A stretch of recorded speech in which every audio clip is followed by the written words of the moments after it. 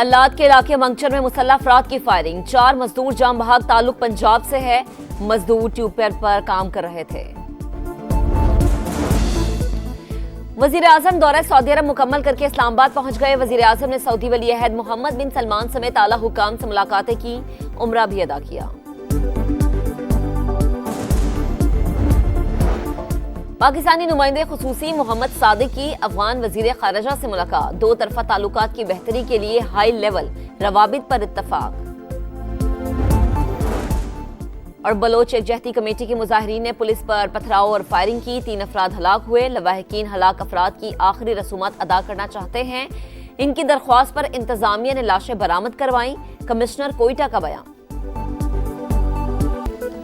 امریکی محکمہ خارجہ کا ویزا پالیسی کی جائزہ ڈیڈ لائن بتانے سے انکار۔ ترجمان ٹیمی بروس نے کہا امریکہ کئی ممالک پر سفری پابندیاں لگانے کے لیے غور کر رہا ہے۔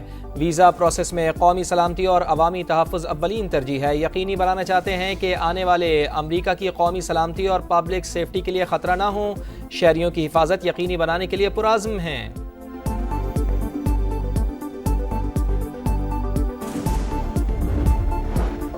ایکس نے پاکستانی قوانین کی پاسداری کی، نہ ہی خلاف قانون مواد ہٹانے میں تعاون کیا۔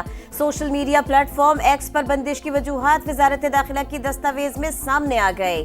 قانونی ہدایات پر عمل اور خدشات دور نہ کرنے پر سوشل میڈیا ایپ پر پابندی لگائی گئی۔ سرکاری دستاویزات کے مطابق ریاستی اداروں کے خلاف ہتک آمیز مہم پر متعدد درخواستیں دی۔ ایکس نے ملوث اکاؤنٹس بلاک کرنے کی درخواستوں پر عمل نہیں کیا۔ وزیر اعظم میاں شہباز شریف کا دورہ سعودی عرب مکمل، گورنر جدہ شہزادہ سعود بن عبداللہ نے رخصت کیا۔ وزیر اعظم نے دورے میں سعودی ولی عہد محمد بن سلمان سمیت اعلیٰ حکام سے ملاقاتیں کیں۔ قومی کرکٹ کے لیے نئے ٹیلنٹ کی تلاش، پی سی بی کا ملک بھر میں ٹیلنٹ ہنٹ پروگرام شروع کرنے کا اعلان، 10,000 نوجوانوں کو شامل کرنے کا ہدف۔ ٹرائلز کے لیے 10 اپریل سے 10 مئی تک رجسٹریشن ہوگی۔ منتخب کھلاڑیوں کو پی سی بی کے ماہر کوچز ٹریننگ دیں گے۔ پروگرام گراس روٹ پر کرکٹ کی ترقی میں اہم ثابت ہوگا۔ پاکستان کرکٹ بورڈ کے چیف آپریٹنگ آفیسر سمیر سید اور دیگر عہدیداروں کی پریس کانفرنس۔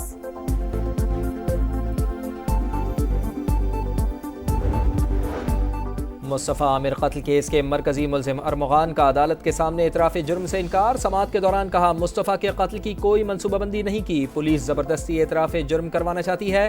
ارمغان اور شیراز کی نئی سی سی ٹی وی فوٹیج بھی سامنے آ گئی۔ ملزمان مصطفیٰ کو قتل کرنے کے بعد سوزوکی میں بیٹھ کر کراچی واپس آئے۔ ہمدرد چوکی روڈ سے گاڑی میں بیٹھ کر گزرتے دیکھا گیا۔ تفتیشی حکام کے مطابق ملزمان نے 3,000 روپے دے کر گاڑی سے کراچی تک لفٹ لی۔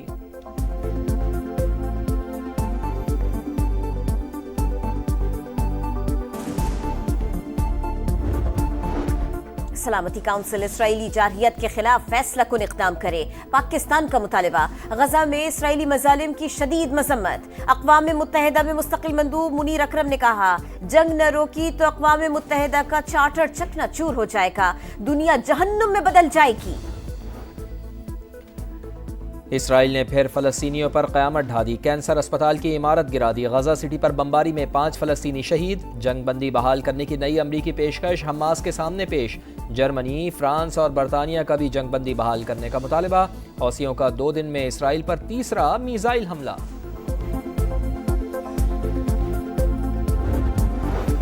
ملک کے اندر اور باہر بیٹھے افراد نے غیر اعلانیہ جنگ چھیڑ دی، منہ توڑ جواب دے رہے ہیں۔ وزیر اطلاعات پنجاب اسما بخاری کہتی ہیں سیکیورٹی کے معاملات کی نگرانی مریم نواز خود کر رہی ہیں، قانون نافذ کرنے والے ادارے بھی مکمل تیار ہیں۔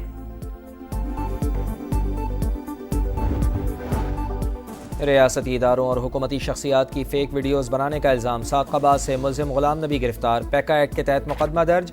ایف آئی اے کے مطابق ملزم کے سوشل میڈیا اکاؤنٹس اور ڈیجیٹل شواہد قبضے میں لے لیے۔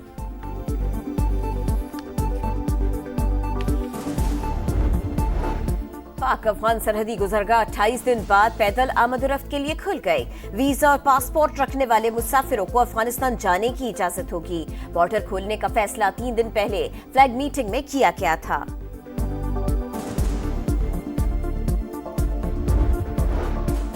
ٹیکسٹائل انڈسٹری میں تیزی، ملبوسات کی برآمدات میں 19% اضافہ۔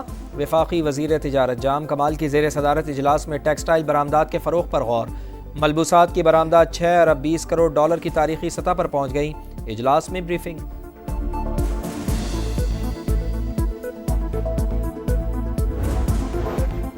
ملک بھر میں یوم شہادت حضرت علی کرم اللہ وجہ عقیدت و احترام سے منایا جا رہا ہے۔ مختلف شہروں میں عزاداروں کے جلوس، لاہور میں مرکزی جلوس روایتی راستوں پر رواں دواں، 7,000 پولیس اہلکار سیکیورٹی کے لیے تعینات۔ کراچی کا مرکزی جلوس نشتر پارک سے برآمد ہوا۔ نمائش چورنگی پر نماز ظہرین کی ادائیگی۔ 2 روز کے لیے موٹر سائیکل کی ڈبل سواری پر پابندی۔ کوئٹہ میں سیکیورٹی خدشات کے باعث انٹرنیٹ کے بعد موبائل فون سروس بھی بند۔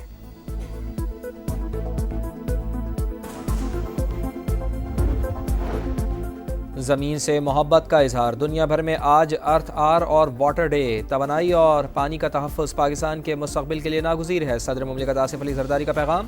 وزیر اعظم میاں شہباز شریف کا عملی اقدامات پر زور، کہا شہری ماحولیات کے تحفظ کے لیے کردار ادا کریں۔ وزیر اعلیٰ پنجاب مریم نواز نے کہا پانی نعمت اور تحفظ ہم سب کی مشترکہ ذمہ داری ہے، آبی ذخائر کا تحفظ نہ کیا تو آنے والی نسلیں قلت کا شکار ہو سکتی ہیں۔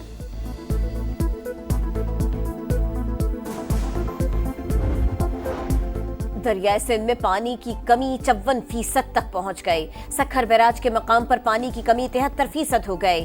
پانی کی آمد صرف 13,860 کیوسک رہ گئی۔ ملک کے سب سے بڑے آبی ذخیرے تربیلا ڈیم پہلے ہی ڈیڈ لیول پر ہے۔ 2024 غیر قانونی تارکین وطن کے لیے مہلک ترین سال۔ گزشتہ برس 8,938 غیر قانونی تارکین وطن ہلاک ہوئے۔ اقوام متحدہ کی ایجنسی برائے مہاجرین کے اعداد و شمار جاری، سب سے زیادہ 2,778 تارکین وطن ایشیا میں جان سے گئے۔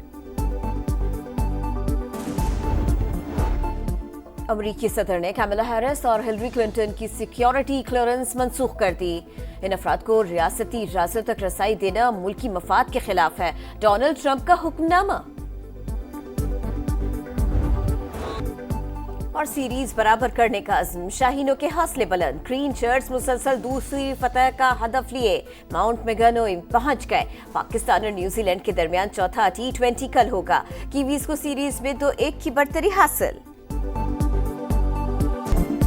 میامی اوپن ٹینس میں بڑا اپسٹ، کارلوس الکراز کی چھٹی۔ سیکنڈ سیڈ کو ڈیوڈ گوفن نے شکست دی۔ نوواک جوکووچ کا فاتحانہ آغاز، آسٹریلوی کھلاڑی کو 6-0 اور 7-6 سے ہرا دیا۔ عالمی شہرت یافتہ باکسر جارج فورمین 76 برس کی عمر میں چل بسے۔ امریکی باکسر کینسر کے عارضے میں مبتلا تھے۔ باکسنگ لیجنڈ محمد علی کے خلاف فائٹ کو خوب شہرت ملی۔ اولمپک گولڈ میڈل سمیت یادگار فتوحات حاصل کی۔ Football world cup qualifying rounds, England نے البانیہ کو 2-0 سے شکست دے دی۔ برازیل نے کولمبیا کو 2-1 سے ہرا دیا۔ ارجنٹینا کی اوروگوئے کے خلاف 1 گول سے کامیابی۔